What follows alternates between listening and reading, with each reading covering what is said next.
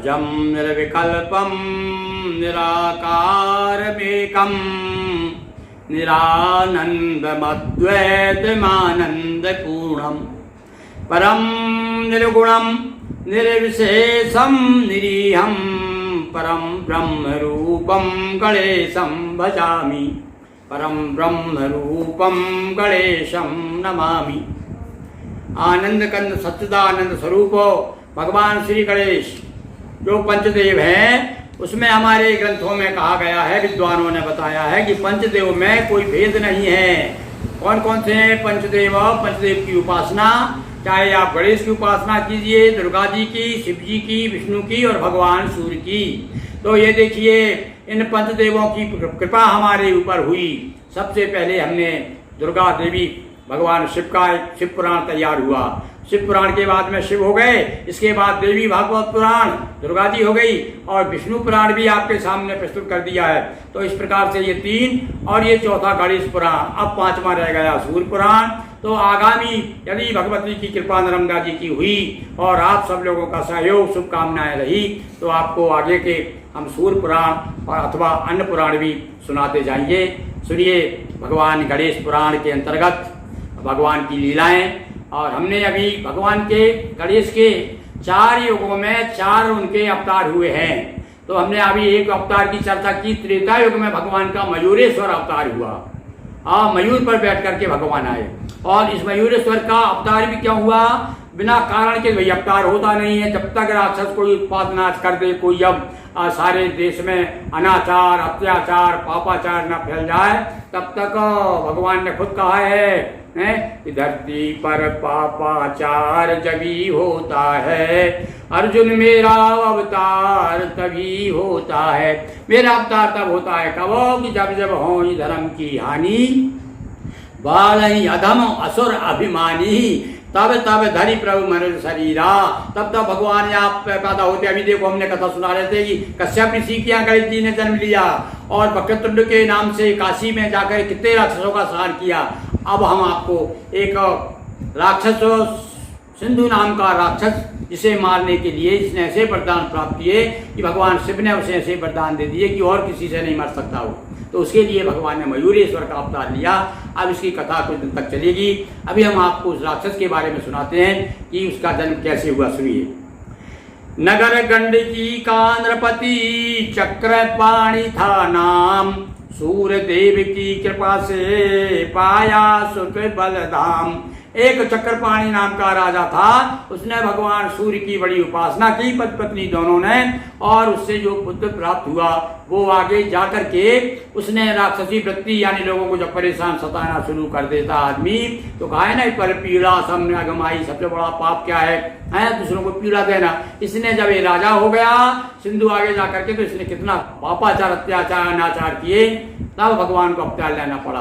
तो ये राजा के यहाँ पर जन्म लेते हैं। कौन सा राजा? चक्रपाणि। गंडकी नगर में चक्रपाणि नाम का राजा था। सब कुछ था इसका, वैभव भी बिल्कुल जैसा राजाओं के पास हो, बड़ा चक्रवर्ती राजा था। किंतु इसके पास भी एक कमी रह गई थी। क्या थी? इसके यहाँ संतान नहीं थी। तो चक्रपाणि था नृपति महाना, नीति परायण यति बलवाना, किंतु नहीं संतति थी पाई, अतः रहा जीवन दुखदाई। अब इतना राजपाट, इतना सब माल असबाब सब कुछ है, इतना ऐश्वर्य वैभव सब कुछ है, पर यदि संतान नहीं है तो ये क्या काम की, क्या काम आई? उसके बाद किसको बिठाएंगे सिंहासन पर? तो बहुत तो प्रयत्न किए पर हारा, मिला कहीं से नहीं सहारा। और जब परेशान हो गया, जब निराश हो गया, हताश हो गया, उदास हो गया, तब उसने तय कर लिया कि मेरा रहना अब क्या करूंगा जीवन में, भाई बिना पुत्र के तो मैं करूंगा कैसे। अपनी पत्नी से सलाह करके और चलो वन में जाकर के भगवान की शरण में चल के तपस्या करेंगे, ऐसा विचार ही कर रहा था। क्या हुआ? तत्पर था जाने हित कानन, तभी दिए शौनक मुनि दर्शन। उसी समय शौनक ऋषि आ गए। और देखिए कभी जहाँ राय, जहाँ चाहे वहाँ राह है। मन में सच्ची यदि आपके पास में भावना कल्पना है तो भगवान कहीं न कहीं से आपकी व्यवस्था कर देते हैं। संतति हित उपाय बतलाया, सूर्य मंत्र देकर समझाया। इसने राजा को दर्शन दिए। राजा बड़े प्रसन्न हुए और वहाँ लौट जा रहे थे जंगल को, तो लौट आए और बड़ा सत्कार किया शौनक ऋषि का, शौनक मुनि का, और कहा महाराज कृपा कीजिए। अरे मैं बड़ा दुखी हूँ। जब उस कारण पूछा तो उन्होंने बताया मेरे यहाँ संतान नहीं है। तब शौनक जी ने उपाय बताया, कहा ऐसा करो तुम सूर्य देव की उपासना करो, और सूर्य देव का मंत्र दे दिया, ओम घृणी सूर्याय नमः। ये भगवान सूर्य का मंत्र है। इसका जाप करने से भगवान सूर्य जो है कृपा करते हैं। सूर्य मंत्र देकर समझाया, संतति हित उपाय बतलाया। सूर्य सप्तमी का हो शुभ क्षण, 1 मास करिए आराधन।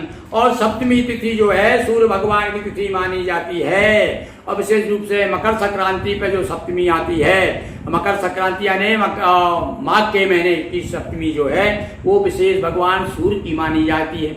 इसलिए कहा जो भैया तुम एक काम करो, सूर्य सप्तमी से भगवान का सूर्य का जो है 1 मास का व्यवस्था है। भगवान सूर्य के 1 मास का विधान है पूजन करने का सूर्य भगवान का।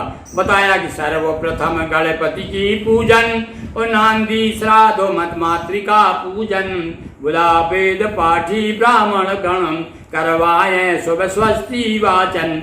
स्वर्ण कलश में रवि कर स्थापित, करे सूर्य मंडल स्थापित, लाख प्रणाम करे कर वंदन, विधि विधान से हो नित्य पूजन। हाँ भाई, ये कुछ विधान बताया। सबसे पहले किसी भी देवता का पूजन करते हैं तो पहले गणेश जी को सुमरें, फिर माताओं के पूजन, षोडश मातृकाओं का पूजन करें, और उसके बाद नांदी श्राद्ध करें, और उसके बाद में मंत्र का जाप करें। और एक विशेष बात बताई भैया, भगवान सूर्य को प्रणाम करें। बोला 1 लाख बार प्रणाम करो। जब 1 लाख प्रणाम हो जाएंगे, बार बार सर उनके सामने झुकाइए, 1 लाख हो जाएंगे, तो भगवान सूर्य जो है कृपा करेंगे। आज ऐसा विधान बता दिया। राजा ने सारा विधान, राजा रानी दोनों ने किया। इस प्रकार नृप पूजन कीनी, सूर्य देव विनती सुन लीनी। भगवान सूर्य देव प्रकट तो नहीं हुए, सपना दिया रानी को कि मैं आऊंगा तुम्हारे यहाँ जरूर पुत्र होगा, मेरी कृपा तुम पर बरसेगी।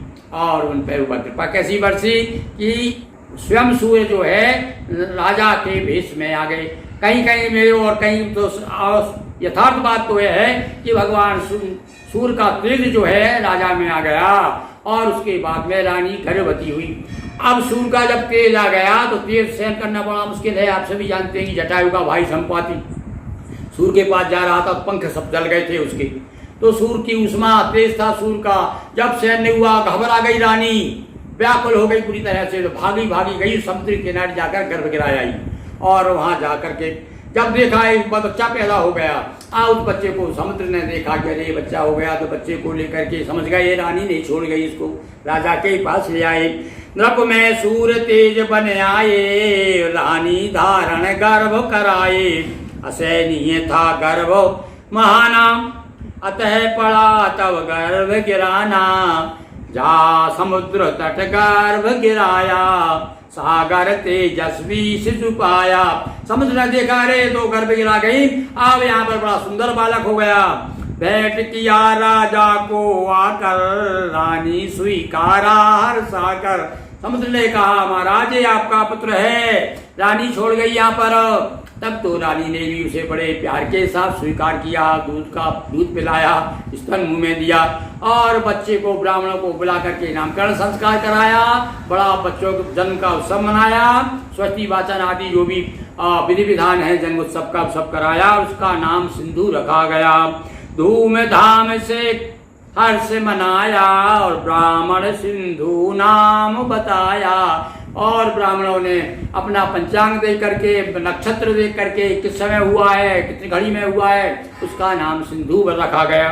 यही सिंधु आगे जाके बहुत बड़ा राक्षस होता है, और उसको मारने के कारण उसने जो सारे देवताओं को हरा दिया, ब्रह्मा विष्णु महेश इंद्र कुबेर सब जो है हाहाकार मच गया तीनों लोकों में। तब भगवान मयूरेश्वर अवतार लेते हैं। सिंधु दैत्य के रूप में कीने अत्याचार, इसे मारने को हुआ मोरेश्वर अवतार। बोलिए गजानंद की जय। नर्मदा मैया जी की जय। हर हर महादेव शंभो। दोस्तों वीडियो अच्छा लगा हो तो वीडियो को लाइक शेयर करें, चैनल को सब्सक्राइब कर बेल आइकन प्रेस करें। बहुत बहुत धन्यवाद।